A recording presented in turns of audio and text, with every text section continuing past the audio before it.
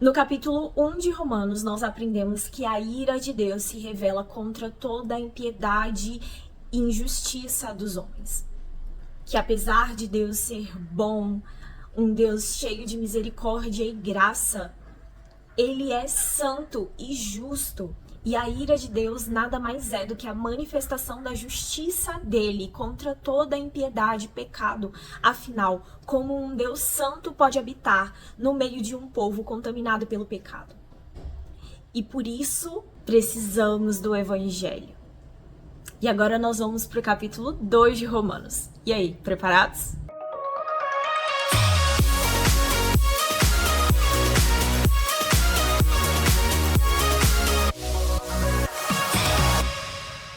No capítulo 2 de Romanos, Paulo dá um enfoque especial ao povo judeu. E nós já sabemos que o povo judeu são os descendentes de Abraão, Isaque e Jacó. Um povo separado para ser uma nação santa e sacerdotal ao Senhor, para ter um relacionamento mais íntimo com Deus. E foi a eles que Deus deu a revelação especial que são as Escrituras. Deus revelou a sua santidade por meio da lei para aquele povo.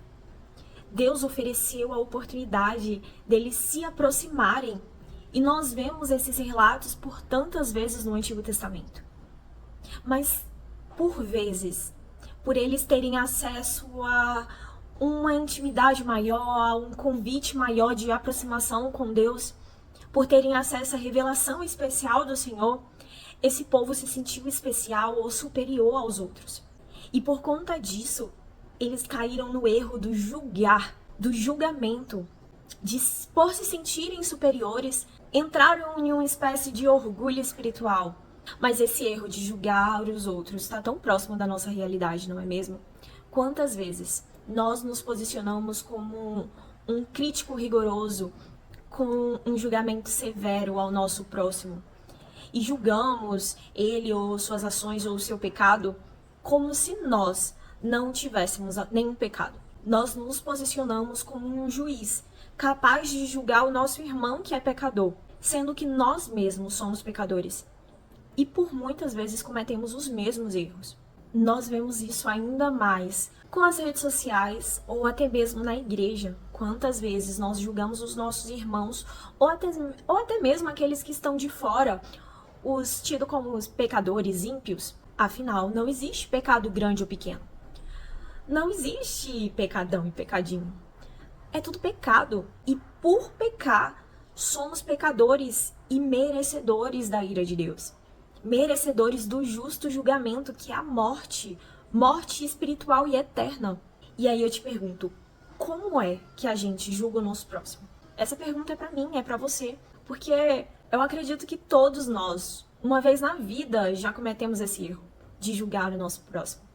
E é sobre isso que a carta aos Romanos, no capítulo 2, já se inicia. Paulo fala o seguinte, e Paulo diz o seguinte: portanto, você que julga os outros é indesculpável, pois está condenando a você mesmo naquilo que você julga, visto que você que julga pratica as mesmas coisas. Muitas vezes nós não praticamos o mesmo erro ou pecado que aquela pessoa que está sendo julgada, mas nós praticamos pecado. Independente do tipo de pecado, é pecado.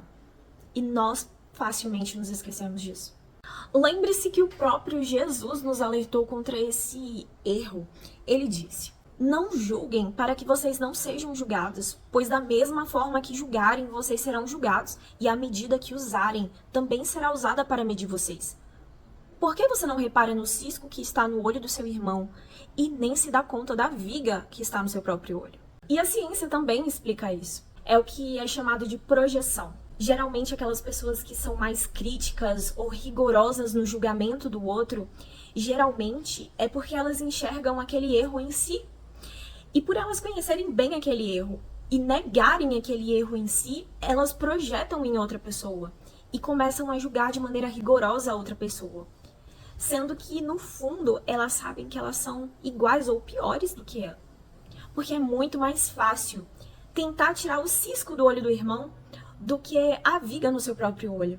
É mais fácil achar que o outro é pior do que simplesmente aceitar que eu também sou ruim. Esse sentimento de superioridade tem a raiz no orgulho e se manifesta muitas vezes como uma cegueira espiritual.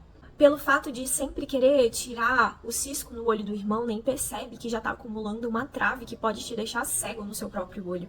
Geralmente, esse tipo de atitude sempre vem mascarada de uma hipocrisia. Como julgar o outro, sendo que nós também somos pecadores? E é por isso que Romanos fala que o fato de julgar te torna indesculpável. Porque você cria uma medida ou aumenta a medida do juízo na sua própria vida. Com a medida que você julgar, você será julgado. Então, se nós somos rigorosos no julgamento contra o nosso irmão, essa é a medida de julgamento que a gente está escolhendo sobre si. Porque pecado tem lá e tem cá. E o julgamento de Deus é com base na verdade, como está no versículo 2. E sobre isso, vale a pena se perguntar: como será que Deus está me enxergando? Será que Ele está enxergando uma vida integral de verdade, com base na palavra dele? Ou Ele vê uma capa de religiosidade e hipocrisia? Será que eu estou vivendo a verdade da palavra? Ou será que eu estou vivendo mentiras? E geralmente, pessoas que têm esse tipo de conduta preferem usar a bondade de Deus como um voucher para pecar. É a hipergraça, supergraça, do que permitir que a bondade de Deus os conduza em arrependimento. Como no versículo 4 está dizendo, nós precisamos permitir que o Espírito Santo e a bondade de Deus nos conduzam ao verdadeiro arrependimento, para que Ele possa nos mostrar os nossos pecados, possamos nos arrepender e alcançar uma vida de santidade perante o Senhor. E sobre esse orgulho e obstinação, é dito no versículo 5. Contudo, por causa da teimosia e de seu coração obstinado, você está acumulando ira contra você mesmo, para o dia da ira de Deus, quando se revelará o seu justo julgamento. Versículo 6. Pois Deus retribuirá a cada um conforme o seu procedimento. Por isso, seja judeus ou gentios, religiosos ou ímpios, todos nós seremos retribuídos conforme o nosso procedimento. Todas as nossas ações terão consequências. E não existe o pecado grande ou pequeno. Pecado é pecado. E todos nós iremos comparecer diante do trono de Deus, no juízo, no dia do julgamento. E nós receberemos a retribuição justa.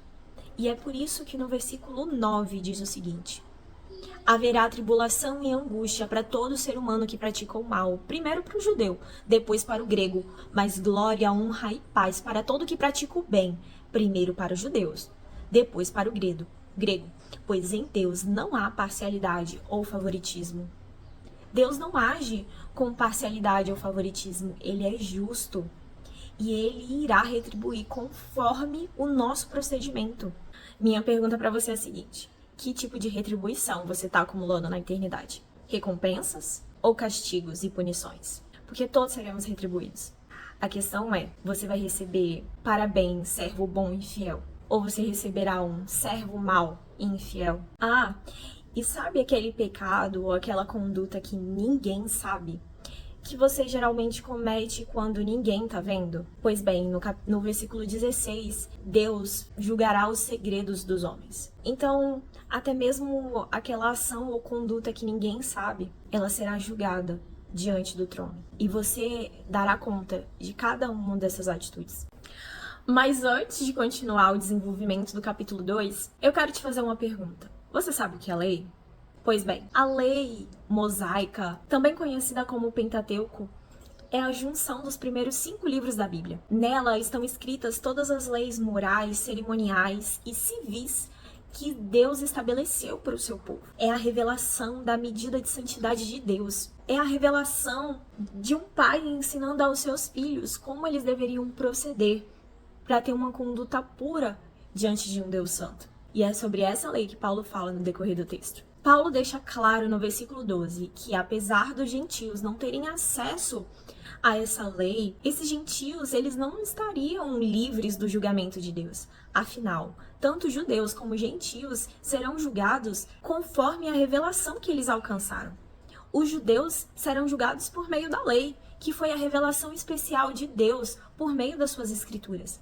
Mas os gentios serão sim julgados, só que conforme a revelação natural, que é descrita em Romanos 1:20, que fala que a criação, ela expressa os atributos invisíveis de Deus, seu eterno poder e a sua natureza. Toda a criação, a natureza, ela é ordenada, seja no aspecto mais macro ou no aspecto microscópico. Toda ela expressa a natureza de Deus, o eterno poder de Deus. Todas elas mostram que existe um Criador, que é ordenado, que é belo, que é santo. E os gentios, apesar de não conhecerem a lei mosaica, serão também julgados, porque mesmo conhecendo a Deus, desprezaram a Deus. É muito interessante que mesmo os povos mais antigos, ou até mesmo hoje em dia, pessoas que nunca ouviram falar muitas vezes da palavra de Deus, tantas vezes têm uma conduta conforme a palavra de Deus, seguindo com justiça, bondade, com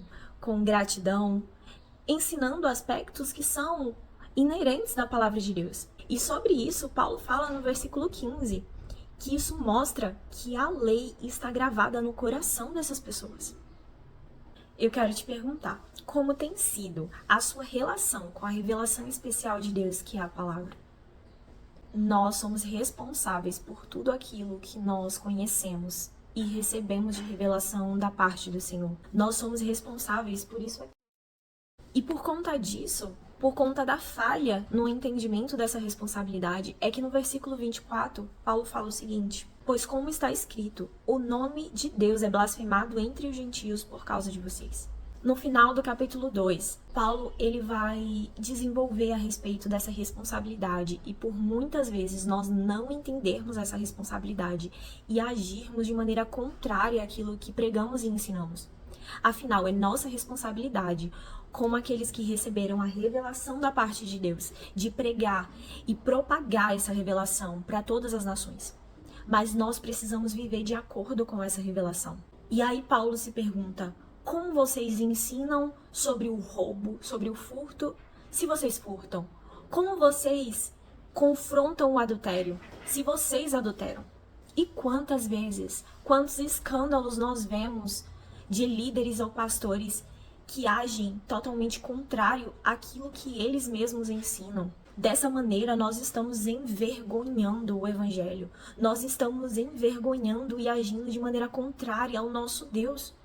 Porque nós acabamos nos tornando culpados pela blasfêmia que os gentios ou aqueles que não conhecem a Deus falam a respeito de Deus.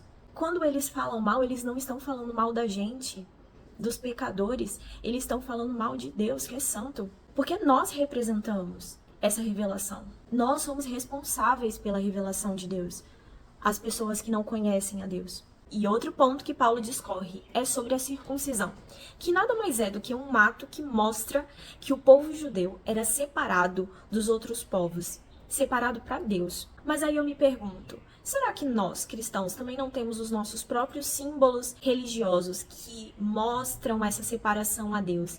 E que de algum modo nós nos apegamos fortemente a esses símbolos para validar uma superioridade espiritual frente às outras pessoas? Será que nós não estamos nos apegando a uma máscara religiosa, quando na realidade nós estamos tendo uma vida e uma conduta tão parecida com as pessoas que não são cristãos?